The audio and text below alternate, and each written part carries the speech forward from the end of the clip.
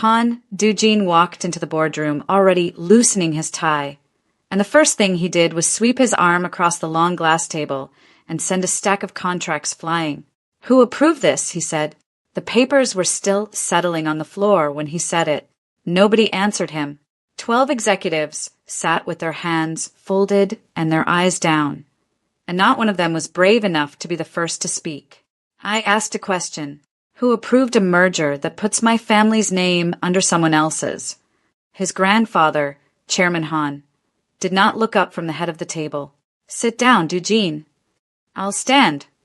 "You'll sit, and you'll listen, because the company you are about to inherit will not survive the year unless you do exactly what I tell you." That was the morning everything started. Dujin did not know it yet. He thought the worst thing that could happen to him had already happened, that the empire his grandfather built was bleeding money, and the banks were circling, and his name was about to become a punchline. He did not know that the worst thing was a woman who had not said a single word to him yet, a woman who would walk into his life in 3 days and take it apart with nothing but her silence. If you like stories where the person everyone underestimates ends up holding all the power, do yourself a favor right now and hit that subscribe button, because this one builds to a moment you are going to want to watch twice. Dujin sat. He hated that he sat, but he sat. "The CO family," Chairman Han said, "has agreed to a partnership. Their capital saves us. In exchange, we give them what families have always given each other to seal these things." "No, you haven't heard what it is." "I don't need to. The answer is no." The old man finally lifted his eyes, and they were tired in a way Dujin had never seen before, and that scared him more than the shouting ever could. "There is a young woman," the chairman said, "not CO, a connected family, an old debt of ours, a girl raised in America. Marrying her settles the debt and gives the CO deal the appearance of stability. A man with a wife is a man who has settled down. The board wants to see that you've settled down. You want me to marry a stranger. I want you to save 4,000 jobs." Dujin laughed, and there was no humor anywhere in it. "And who is she?" "This girl you've already sold me to. Her name is Yuna. She arrives Thursday." What Dujin did not say, because he was too proud to say it, was that something in his chest had gone cold and small at the word Thursday, as if a clock he could not see had just started counting down. 3 days later, Yuna arrived. She came through the arrivals gate at Incheon with one suitcase and a face that gave away nothing, and the driver who met her held a sign with her name spelled wrong, and she did not correct him. She let him carry the suitcase. She let him open the door. She sat in the back of the black car and watched the city she half-remembered slide past the window, and she said nothing because she had already decided on the long flight over that she was going to be exactly what they expected her to be. They expected a foreign girl who didn't belong. A Jayopo, Korean blood, American mouth, a person who would smile too much and understand too little. Yuna knew this because she had read the email her father forwarded her, the one from the Han family's people, the one that had not been meant for her eyes. It described her like a transaction. It used the word convenient. It assumed in every line that she would be easy to manage because she would not understand what was being managed. What none of them knew was that Yuna had spent every summer of her childhood in Busan with her grandmother, who refused to speak a word of English to her, who made her ask for her meals in Korean or go without, who sang to her and scolded her and taught her the language, not as a subject, but as a home. Yuna's Korean was not the careful textbook Korean of a student. It was the deep, fluent, idiomatic Korean of someone who had been loved in it. She just had no intention of letting the Han family find that out. The car pulled through a gate and up a long drive, and the house at the end of it was less a house than a statement, and on the steps stood a man she recognized from the photograph in the email. Tall, cold, beautiful in the way of something expensive that had never once been told no.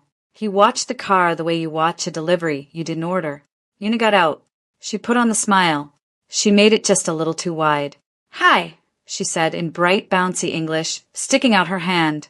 "I'm Yuna. It's so nice to meet you. Oh my gosh, this house is amazing." Dujin looked at her hand. He did not take it. "He doesn't shake hands with the help," said the woman who appeared in the doorway behind him in Korean, and Yuna heard every syllable and kept her smile fixed and stupid and warm. This was Madame Han, Dujin's mother, and she looked Yuna up and down the way you'd inspect fruit you were already planning to leave at the store. "Look at her," she went on in Korean to her son, not bothering to lower her voice, because why would you lower your voice in front of furniture? Smiling like a dog. She doesn't even know we're insulting her. "Don't," Dujin said, in Korean, but he said it bored, not kind. "Just get her settled. The faster this is done, the faster it's over.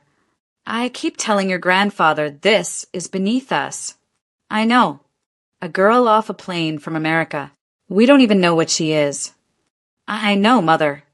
Yuna stood there in the driveway, holding her own unshaken hand and beaming at them both. And inside, behind the smile, she was very calm and very still, the way the ocean is calm and still in the moment before it pulls all the way back from the shore. "Should I follow you inside?" she chirped in English. "This way," Dujin said in flat English, and turned his back on her and walked into the house. And Yuna picked up her own suitcase because no one offered to, and followed him in. Dinner was the third night. The first 2 nights she ate alone in her room, which suited her because it gave her time to listen. A house like that was full of voices that assumed no one was listening. She heard the staff.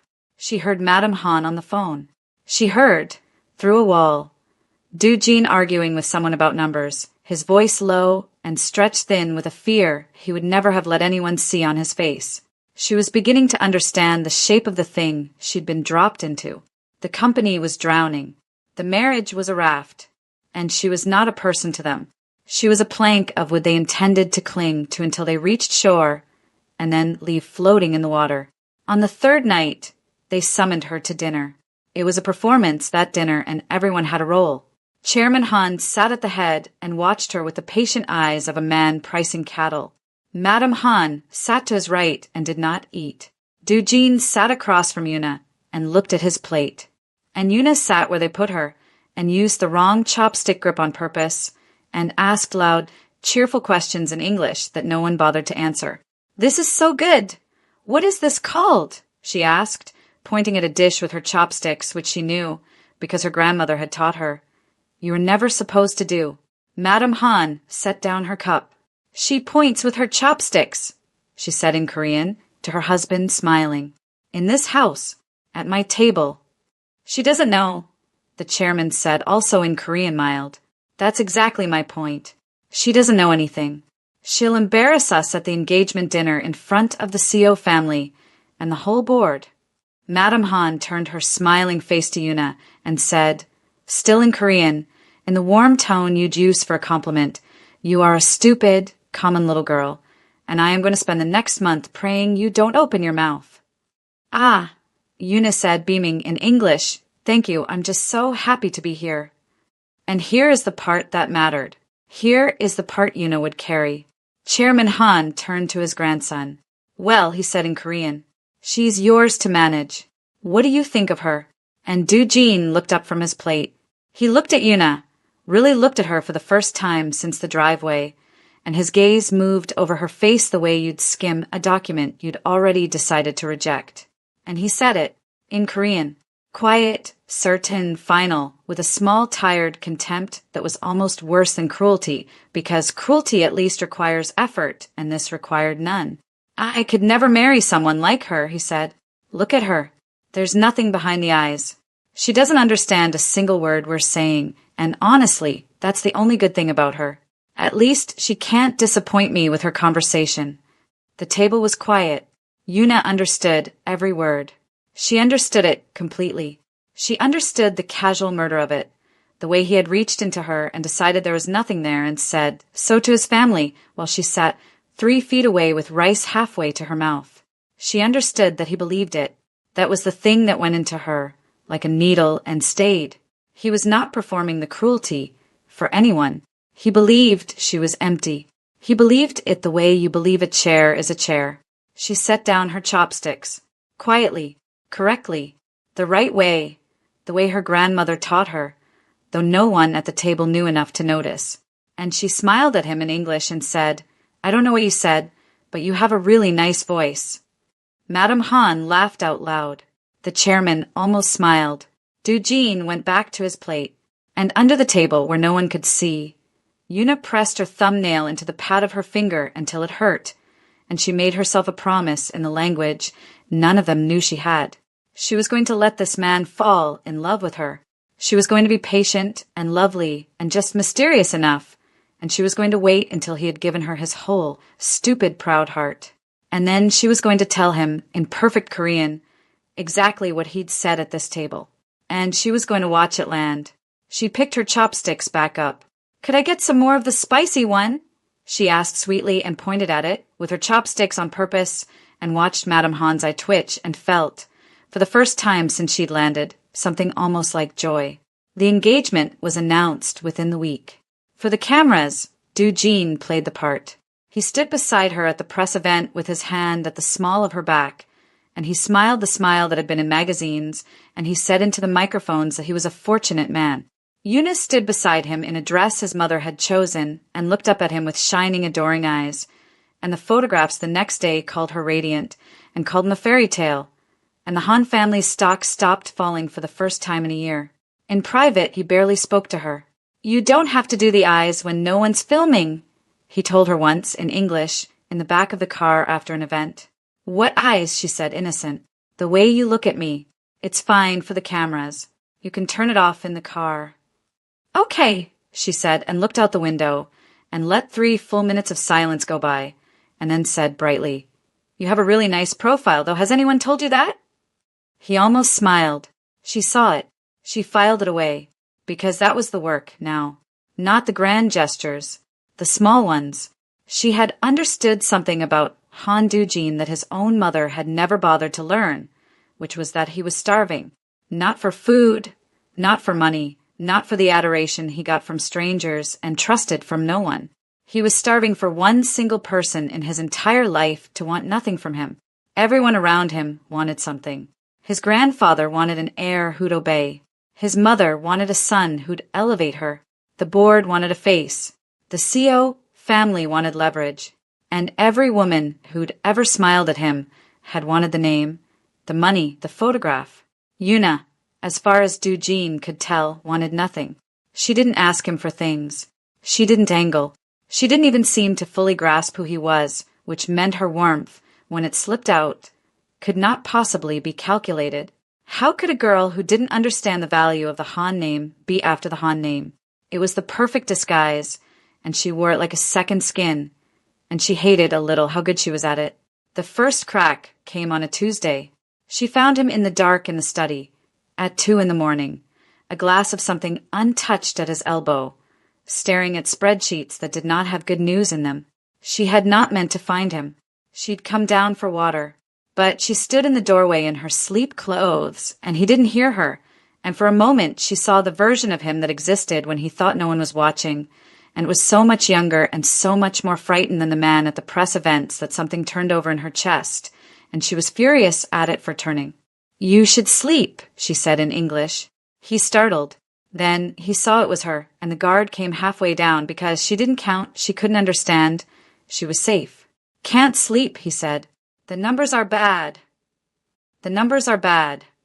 He said it, and then because she was furniture, because furniture can't judge you, he kept talking in English at first, and then drifting, the way exhausted people do, into Korean, into the language that was closer to the bone. "If this deal falls apart, 4,000 people lose their jobs, their families. My grandfather will have spent his whole life building something just to watch it die in my hands. Everyone will say it was me, the one who couldn't hold it together." He rubbed his face, and the worst part is they'd be right. Yuna stood very still. He had just handed her the softest, most undefended part of himself. In the language, he was certain, protected him. He had no idea he'd done it. He thought he'd been muttering to a girl who heard only sounds. "I don't understand," she said gently in English, "but it sounds heavy." He looked at her. Something flickered. "Yeah," he said, "it's heavy. You want company or you want alone?" He should have said alone. He said, "Stay a minute." So she stayed. She sat across from him in the dark and didn't say anything, and he didn't say anything. And it was the first time in longer than he could remember that being in a room with another person had not felt like a negotiation. When she finally got up to go, he said in Korean, so quiet it was almost not out loud at all, "Thank you." And then in English, louder, "Good night." "Good night," she said. She went up the stairs and into her room and shut the door and pressed her back against it. And she was angry, genuinely angry, because the plan had been clean and now it was not clean. She had wanted him to fall for her so she could break the fall. She had not planned to feel the floor tilt under her own feet. She had not planned to remember the word he'd used at the dinner, nothing behind the eyes, and feel it sting in a different place now, a place that had started, against every instruction she'd given herself, to care whether he was wrong. "Don't," she told herself in Korean in her grandmother's voice. "Don't you dare." The weeks that followed were the cruelest kind, because they were good. He started seeking her out, not announcing it, never that, but she'd find him where she was. He'd appear in the kitchen when she was there. He'd ask the driver to wait so they could ride together. He started, haltingly, to talk to her, and because he believed she understood maybe a third of it, he told her things he had never told a living soul, trusting the language to swallow them. He told her in Korean about his father who had died when he was 9 and whose name was never spoken in the house. He told her about the first time his grandfather had told him he was a disappointment and how old he'd been, which was 7. He told her, one rainy afternoon, watching the water come down the glass, that he sometimes thought about simply walking away from all of it, the company and the name and the weight, and going somewhere no one knew him. And the only thing that stopped him was that he had never in his life done a single thing for himself and wouldn't know how to start. And Eunice sat with all of it. She held every confession he handed her, believing it was safe, and she felt the plan she'd made at the dinner table getting heavier and heavier in her hands, because every secret he gave her was a brick, and she was building something with them, and she no longer knew if she was building a wall or a home. She told herself she was still in control. She was lying. The shift in him was visible to everyone but him. Madame Han saw it and did not like it. "You actually like her," his mother said one evening in Korean, finding him watching Yuna laugh with the staff in the garden. "Don't be ridiculous. I'm your mother. I can see your face." She narrowed her eyes. "Dujin, you remember what she is. You remember what this is. We use her to close the CO deal and steady the board, and once the merger is signed and the dust settles, the marriage ends quietly and the CO girl becomes the real alliance. That was always the plan. Your grandfather's plan. I remember the plan. Do you? Because the way you look at her, I'm not sure you do. It's a contract, mother." He said it flat. He said it to end the conversation. Nothing's changed. But something had changed, and he knew it, and the knowing of it sat in him like a stone. The night it all came apart started as the best night of Yuna's life, which is how these things go. There was a gala. The CO family was there, the board was there, the cameras were there, and Dujin, halfway through the evening, found her by the windows away from the crowd, and he didn't perform anything. He just stood next to her, and after a while he said in careful English, "You look beautiful tonight." And then, because old habits run deep, because the language was his hiding place, he added, very low in Korean, almost to himself, "I didn't think I'd ever want this to be real." And Yuna's heart did something traitorous and enormous in her chest. She almost answered him, in Korean. She came within a single breath of it, of turning to him and saying it back in the language they shared and had never shared, of ending the lie right there by the windows with the city lights behind them. She didn't. The waiter came with champagne, and the moment closed and Dujin was pulled away by a board member, and Eunice stood alone with her almost confession still hot in her mouth, and she thought, tonight I tell him, not as a weapon, as the truth. Tonight I tell him everything, the dinner, the Korean, the plan I made, all of it, and we start clean. Then she went looking for him to do exactly that, and she heard his voice through the half-open door of a side room, in Korean, and she stopped, because that was her grandfather's voice answering, "Chairman Han, and you do not interrupt the chairman." So she stood outside the door, and she listened, the way she always listened, the way that had kept her safe. "The CO deal closes Friday," the chairman was saying. "Once it's signed, we begin unwinding the marriage. Quietly, a few months for appearances, then a clean separation. The CO girl is ready. Her family is ready. This was always the arrangement. And Yuna waited for Dujin to say no. She waited for the man from the study at 2 in the morning, the man from the rain, the man who'd said, "I didn't think I'd ever want this to be real not 1 hour ago," to say no, to say, "I've changed my mind," to say, "She's not a plank of wood. She's a person, and I want her," to say anything that would make the brick in her chest turn back into a heartbeat. "Understood," Dujin said. "No hesitation? Last month you'd have fought me on principle just to be difficult." A pause, and then Dujin, her Dujin, the one from the rainy afternoon, said the words that ended it. She served her purpose. The board's calm. The stock's up, the optics worked. I'm not going to get sentimental about a girl who was never more than a signature. A breath. Set up the CO introduction. The sooner we transition, the cleaner it looks.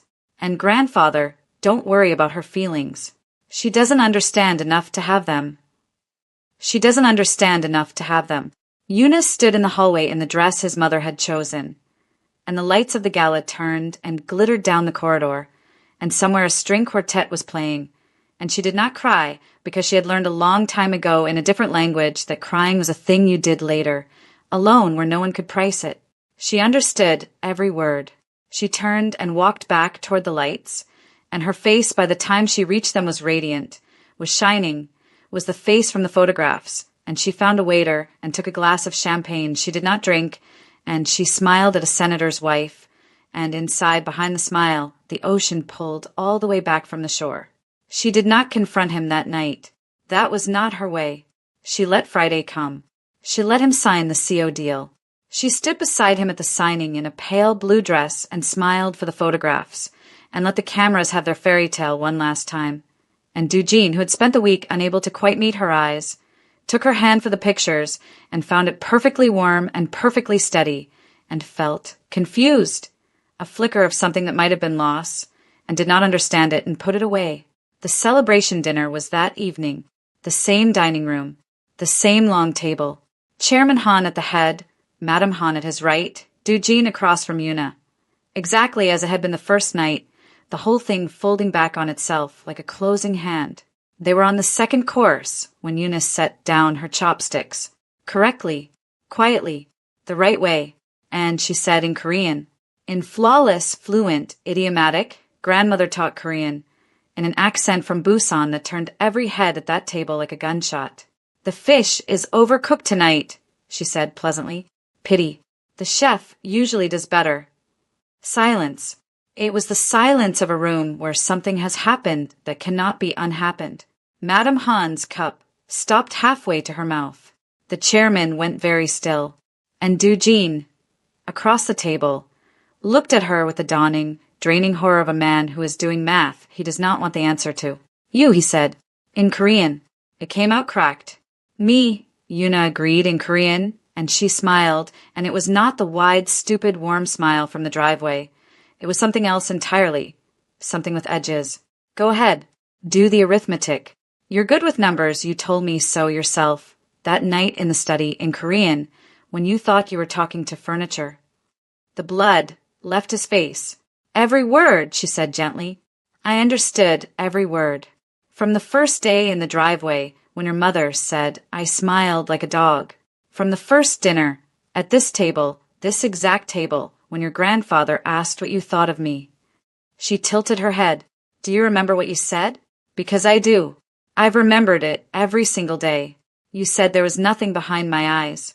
You said the only good thing about me was that I couldn't disappoint you with my conversation.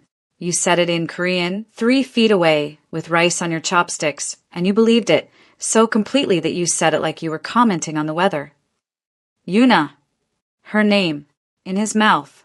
Wrecked. I made myself a promise that night. She was not loud. She never once got loud.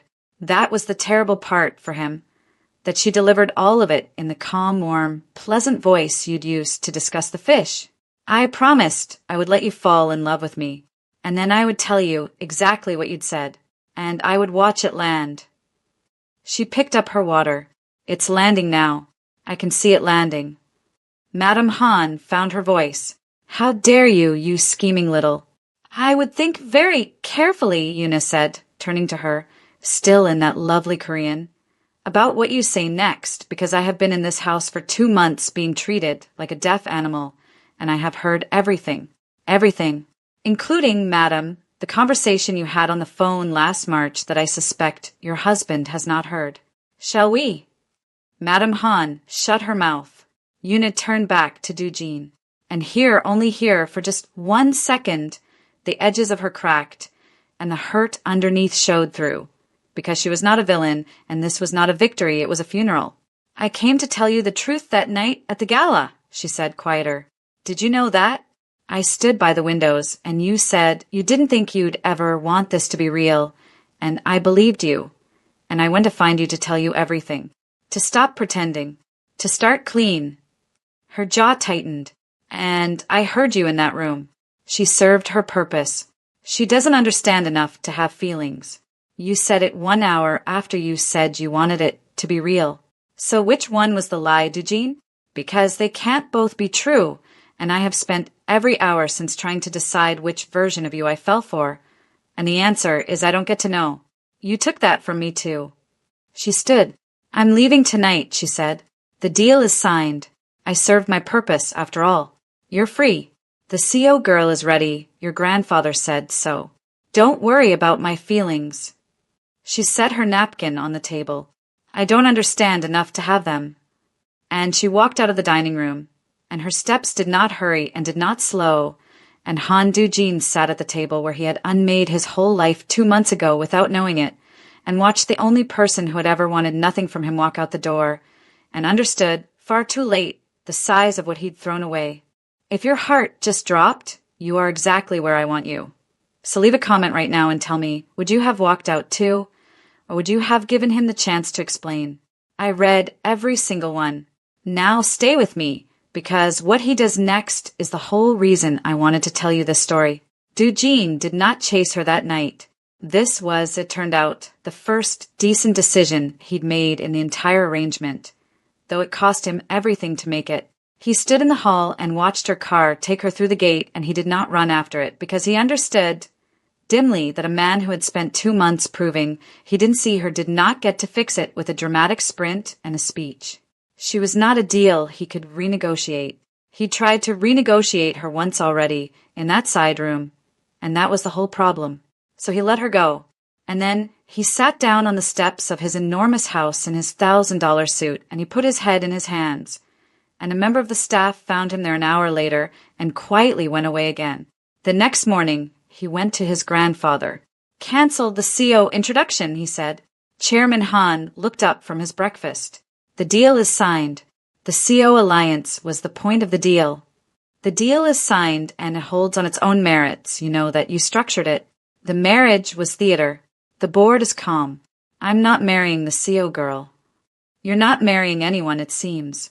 She left. I know she left. Dujin's voice did something it had never done in front of his grandfather. It shook. I know she left. I drove her out.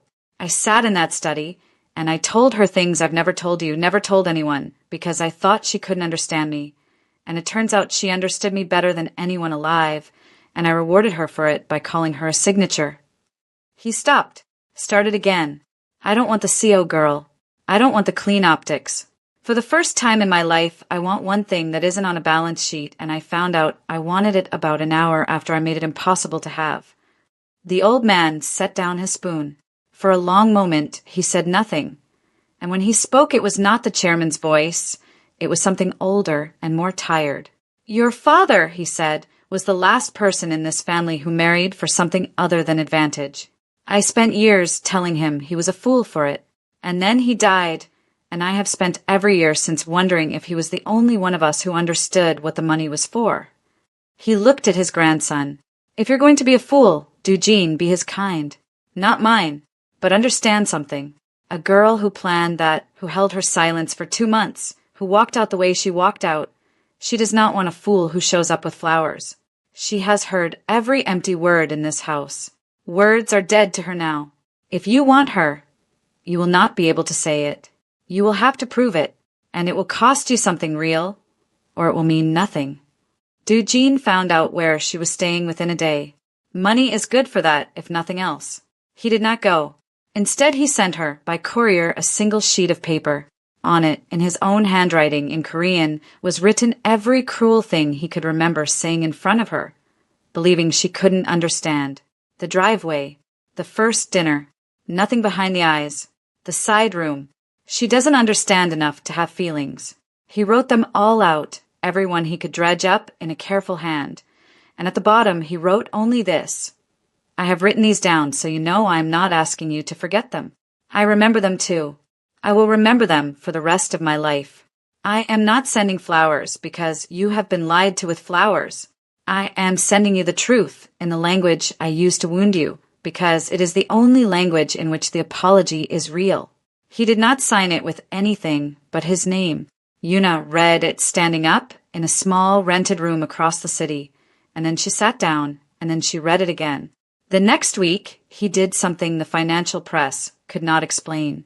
Han Do-jin, in his first major act as the incoming head of the company, took a substantial portion of his own personal stake, the inheritance that made him who he was, and used it to permanently endow the jobs of the 4,000 workers the merger had threatened, structuring it so that no future board, including one he might one day sit on, could trade those people away for optics ever again. The analysts called it sentimental. The board was furious. His mother did not speak to him for a month. He did not tell anyone why, but Yuna, reading about it in the small rented room, understood. He had taken the thing he'd called her, a signature, a tool, a number on a balance sheet, and he had spent his own fortune making sure that the company would never again treat a human being the way it had tried to treat her. It was not a gesture aimed at her. That was how she knew it was real. He'd done it where she'd never have had to see it if she hadn't been watching. He had finally done a single thing that no one had asked him to do, for someone who could not pay him back, and he had done it quietly. He had learned, in the most expensive way available to him, how to want nothing in return. She came to the house on a Sunday. She did not call ahead. She walked up the long drive she'd ridden up 2 months ago in the back of a black car, and she carried no suitcase this time, and she rang the bell of the enormous house. And when Do-jin opened the door himself, having given the staff the day off for reasons he could not have articulated, he found her standing on the step where he'd refused to shake her hand. For a moment, neither of them said anything. You spent your inheritance, she said, in Korean. That was stupid. That was the stupidest thing I've ever heard of. Do you have any idea what your stake was worth? To the decimal, he said, and you gave it away, for people you'll never meet. For people who shouldn't be tradable, he said. I learned that from someone. The hard way. She looked at him for a long time. The smile she gave him then was not the wide, stupid, warm one from the driveway, and it was not the cold-edged one from the dinner. It was a third thing, something he had never seen, something real and unguarded and a little bit frightened, the face of a person deciding to take a risk she had every reason not to take. I didn't come back because you fixed it, she said. You can't fix it. The thing you said at that table is going to be in this house forever. I'll hear it in this hallway for the rest of my life if I stay. I know. I came back because of the one sentence in your letter. She took a breath. You said you weren't asking me to forget. Everyone else in my life who ever hurt me asked me to forget. You're the first person who ever asked me to remember it with you. Her voice caught, just slightly, just once. That's all I ever wanted. Not for it to never have happened. Just for someone to stand in it with me, instead of pretending it away. Do-jin stepped back from the door. Not to let her in. To make room. To show her the choice was hers, and the threshold was hers to cross or not. Then come and stand in it with me, he said, in Korean, for as long as you'll have me. I won't pretend anything away. I'll remember every word. And I will spend the rest of my life being a man you didn't have to pretend to fall in love with. Yuna stood on the step a moment longer. Then she crossed it on her own 2 feet, the way she had walked out, and she did not take his hand, and he did not reach for hers, not yet, because some things you have to earn back one ordinary day at a time. But she came inside, and she closed the door behind her, and in the language they had both been hiding in, the language of her grandmother and his grief, she said the first completely honest thing either of them had said in that house. The fish was overcooked by the way, she said. That part was true. Your chef really does need to work on his timing. And Han Dujin laughed. A real one, the first one in years, and it filled the cold, enormous hallway, and somewhere under it, very quietly, the ocean came back to the shore. If this story moved you even a little, do 3 quick things for me before you go. Hit that like button so more people find this one. Subscribe, because I tell a new story like this every week, and I promise the next one hits just as hard. And leave me a comment telling me your favorite moment, the dinner, the letter, or the fish, because I genuinely read them all. Thank you for watching all the way to the end. I'll see you in the next one.